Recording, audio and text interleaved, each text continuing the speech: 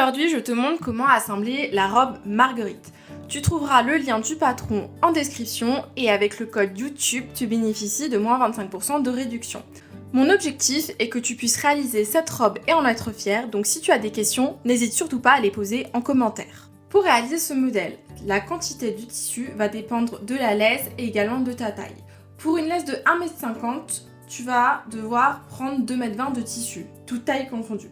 Pour une laisse d'au moins 1,30 m, tu vas aussi prendre 2,20 m de tissu pour les tailles uniquement de XS à XL.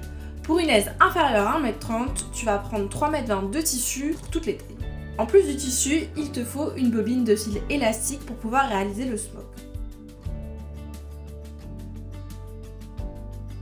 Tu vas commencer par découper ton tissu. Pour ça, tu vas prendre ton tissu et tu vas replier le quart de ton tissu sur le milieu. C'est-à-dire que tu vas prendre ton tissu et le plier en deux, mais uniquement sur 40 cm. L'autre partie de la largeur de ton tissu reste simple, c'est-à-dire non doublée. Donc, tu places tes pièces et tu fais bien attention de les placer au pli lorsque c'est indiqué sur le patron. Tu coupes et surtout, tu marques bien tes repères. Si la laisse de ton tissu est inférieure à 1,30 m, tu vas commencer par plier ton tissu en deux pour découper les pièces au pli. Et avec le tissu qui te reste, tu vas pouvoir le déplier pour découper tes pièces A1 et A2.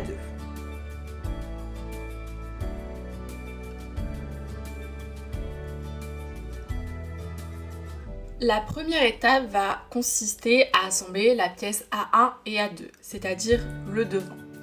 Donc, tu vas placer tes pièces endroit contre endroit et épingler jusqu'au repère F. Une fois épinglé au repère F, tu vas pouvoir passer à la machine. L'objectif, ça va être de réaliser une couture au point droit à 1 cm du bord jusqu'au repère F. Et une fois que tu arrives à ce repère, tu fais bien un point d'arrêt, donc un point en arrière pour être sûr de bien maintenir ta couture. Tu réalises ta couture à 1 cm du bord.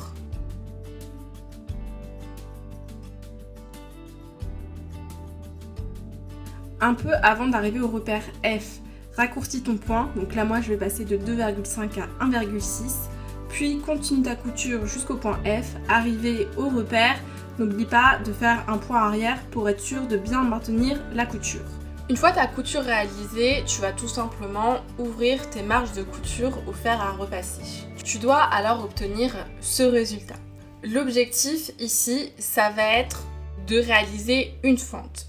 Pour ça, tu vas te munir de ton ciseau et tu vas cranter ton repère F. Une fois que c'est fait, tu prends ton tissu sur l'envers et tu vas effectuer un repli de 1 cm sur l'envers de ton tissu. Donc c'est-à-dire de ton point F jusqu'au bas du tissu, donc la partie qui est restée ouverte. Donc pour ce faire, j'utilise une règle spéciale pour faire à repasser, mais tu peux bien évidemment le réaliser en prenant tout simplement des repères ou à l'œil nu si tu as le compas dans l'œil. En tout cas pour ma part, j'utilise cette règle. Donc, je fais bien mon repli à 1 cm. Et une fois que c'est fait, je vais venir replier ce même repli en deux, donc vers l'intérieur. Je vais donc avoir un repli de 0,5 cm. Donc pareil, je prends mon fer à repasser et je maintiens tout le long. Une fois le repli fait et maintenu au fer à repasser, je vais pouvoir réaliser une couture pour le maintenir. Pour ça, je vais tout simplement prendre mon tissu sur l'endroit en partant du bas de la robe et réaliser une couture à 5 mm du bord et je vais remonter tout le long. Une fois que j'arrive au point F, c'est-à-dire à la partie cousue de ma robe, je vais tout simplement dévier un peu ma couture pour qu'elle vienne rejoindre la couture d'assemblage entre la pièce A et 2. Donc ça fait un petit triangle au niveau de la fin. Je réalise cette couture évidemment des deux côtés et ma fente est prête.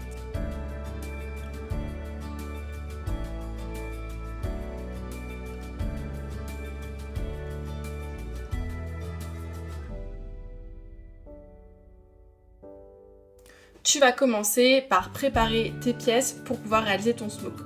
Donc tu vas reporter la première ligne qui est indiquée sur le patron. L'objectif, ça va être de faire des lignes de smoke, donc avec le fil élastique à 1 cm d'écart. tu vas environ avoir 10 ou 12 lignes de smoke à réaliser. Attention, si tu as une forte poitrine, je te conseille d'abaisser d'1 ou 2 cm la première ligne de smoke. C'est le moment de te munir de ton fil élastique. Pour réaliser le smoke, on va avoir besoin du fil élastique uniquement pour le fil de canette, c'est-à-dire le fil qui va être en dessous. Donc le but, c'est d'enrouler ton fil autour de la canette. Pour ça, tu as 2 solutions, sachant que l'objectif, c'est d'étirer le fil suffisamment pour avoir ce côté élastique quand tu vas coudre. Donc, soit tu le fais à la main, donc tu vas enrouler ton fil élastique sur ta canette à la main, soit tu vas l'enrouler à la machine. C'est exactement le même process que quand tu vas enrouler ton fil classique autour de ta canette. Sachant que si tu le fais à la machine, n'hésite pas à tirer en plus légèrement sur ton fil pour être sûr d'avoir une tension régulière. Une fois que c'est fait, tu n'as plus qu'à placer ta canette dans l'emplacement prévu à cet effet dans ta machine et tu vas pouvoir commencer. Avant de commencer, je te conseille de faire des essais sur une chute de tissu pour être sûr que ça réalise une belle fronce avec une belle tension. Une fois que tu as bien réglé ta machine, tu peux passer sur ton tissu final. Avant de commencer ta couture, surtout ne fais pas comme moi sur la vidéo, mais commence bien ta couture à 1 cm du bord afin qu'il n'y ait pas de fronce sur tes marges de couture. Donc tu vas tout simplement réaliser des fronces sur la ligne que tu viens de tracer et normalement ton fil, ton tissu doit commencer à se froncer. Avec la couture de ton premier fil de fronce, tu dois obtenir ce résultat.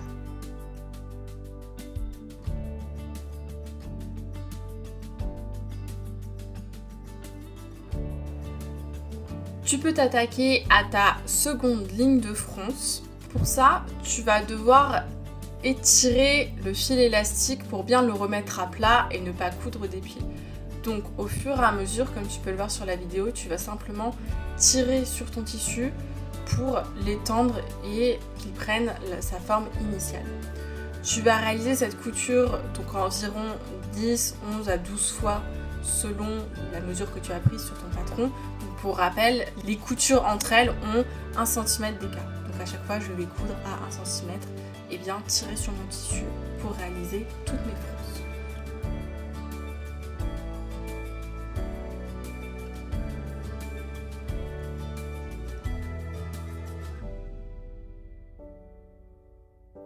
Avant de commencer les fronces de la pièce dos, je vais tout simplement retracer la ligne également sur la pièce dos en faisant bien attention que les lignes de la pièce A soient bien alignées avec celles de la pièce 2. Bon, pour ça, tout simplement, je vais me mettre les pièces côte à côte et je vais reporter le début de ma ligne avant de tracer.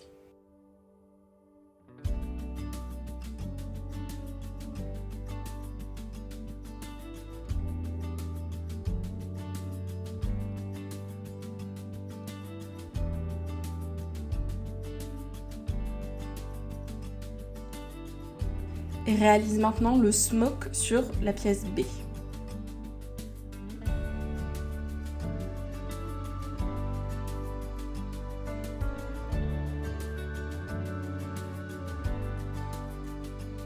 Mes lignes de front sont bien réalisées, donc mon smoke est réalisé. Je vais pouvoir placer mes pièces devant et dos, donc A et B endroit contre endroit, et épingler par les côtés tout du long. Fais attention à bien coudre à partir du bas de l'emmanchure et à laisser le haut des pièces bien libres comme je te montre sur la vidéo. Passe sur ta machine et assemble à 1 cm du bord.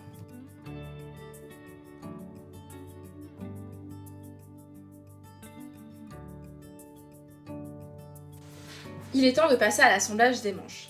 Avant, fais bien attention de bien avoir identifié ta manche droite de ta manche gauche. Pour ça, tu vas te reporter à ton patron, donc où il a indiqué le devant du dos. Pense à bien soit le noter sur ton tissu ou soit à poser une épingle sur le devant ou sur le dos pour faire un repère. En tout cas, c'est très important que tu identifies bien le dos du devant. Une fois que c'est fait, ta manche sur l'endroit, tu vas la replier en deux, endroit contre endroit par le côté et tu vas assembler à 1 cm du bord. Une fois assemblé, tu peux ouvrir la marge de couture au fer à repasser. Pour la finition de la manche, tu vas tout simplement faire un ourlet. C'est-à-dire que tu vas replier 2 fois sur 1 cm le bas de ta manche. Donc là, je vais faire un premier repli de 1 cm sur ma manche, tout le tour de ma manche. Une fois le premier repli fait, je vais replier ce même repli sur lui-même et ça va me faire un ourlet de 1 cm. Je reprends ma manche sur l'endroit et je viens piquer à 1 cm du bord, du coup sur le bas de la manche, tout le tour.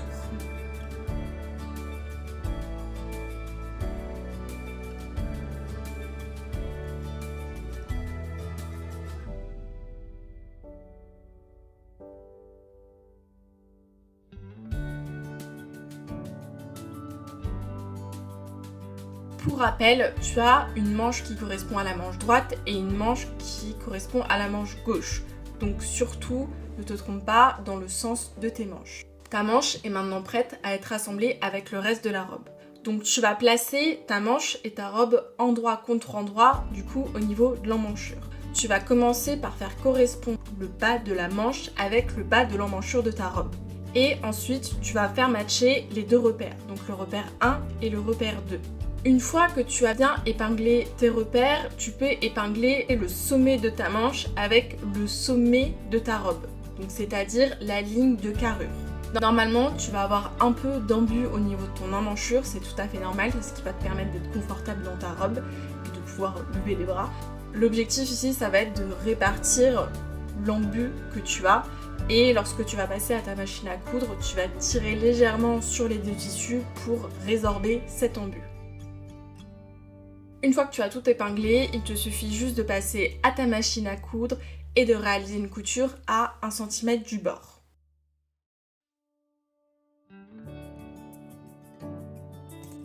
Il est temps de s'attaquer à la partie volant. Donc pour ça c'est très simple. Tu vas déjà bien identifier le volant dos et le volant devant.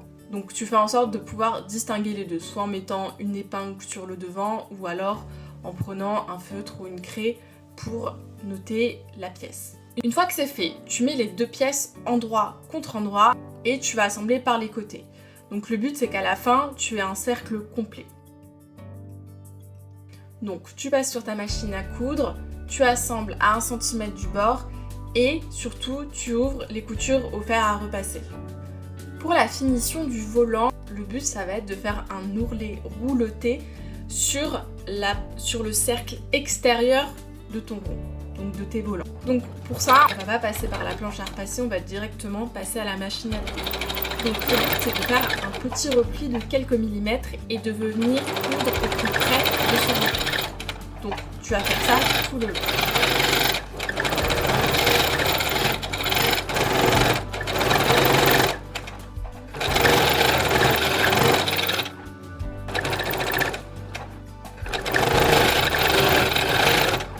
Une fois que ce repli est fait, tu vas devoir te munir un petit ciseau de broderie, de préférence, et tu vas couper le surplus de tissu au plus près de la couture en faisant bien attention de ne pas couper ta couture.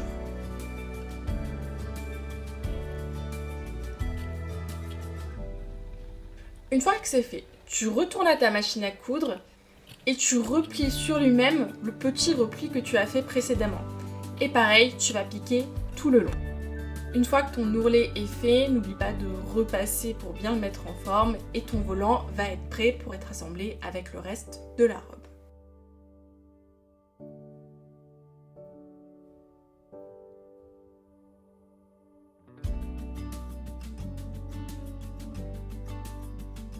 Avant de commencer la couture des bretelles, vérifie la longueur que tu souhaites avoir.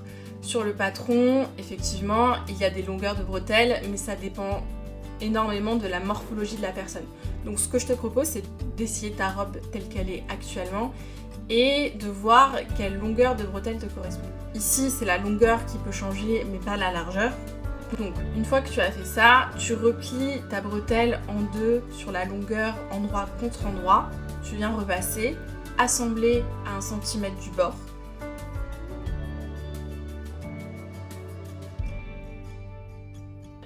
Raccourcis ta marge de couture et à l'aide soit d'un retourne-bretelle, soit d'une épingle à nourrice, retourne ta bretelle sur l'endroit. Une fois que ta bretelle est sur l'endroit, repasse-la pour bien l'aplatir.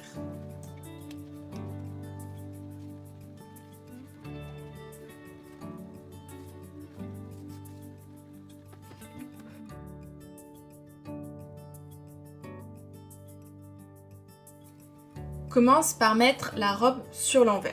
Tu vas maintenant assembler les bretelles et le volant à la robe. Donc, tu vas commencer par épingler les bretelles au niveau des repères B. Donc, le repère B devant et le repère B dos. Fais bien attention à ce que ta bretelle soit à plat et ne tourne pas quand tu vas la passer derrière. Sinon, après, tu vas être un peu embêté. Donc, tu fais ça des deux côtés. Attention, ta bretelle doit bien passer sous la manche et pas par-dessus. Une fois que tu as fait ça, tu vas pouvoir épingler le volant. Donc en fait, sur les manches, tu as un repère M qui correspond au milieu de la manche. Ce repère M est à matcher, est à faire correspondre avec tes coutures volant. Encore une fois, vérifie bien le volant dos du volant devant. Ce qui peut se passer, c'est que tu peux avoir un peu d'embus au niveau du volant, étant donné que comme tu as découpé en cercle, tu as découpé en biais. Il te suffit juste de répartir l'embut de manière équivalente tout le tour de ta carrure. Une fois que tu as tout épinglé, il te suffit d'assembler à 1 cm du bord.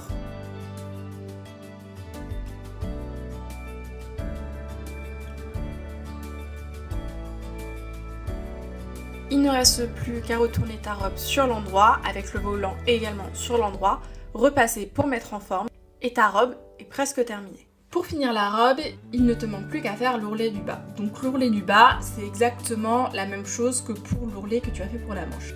C'est-à-dire que tu vas replier 2 fois sur 1 cm et tu vas coudre sur l'endroit à 1 cm du bord. Félicitations, tu es arrivé à la fin de ce tutoriel. N'hésite pas à t'abonner à ma chaîne et de laisser un commentaire sur ma boutique si le modèle t'a plu. À très bientôt!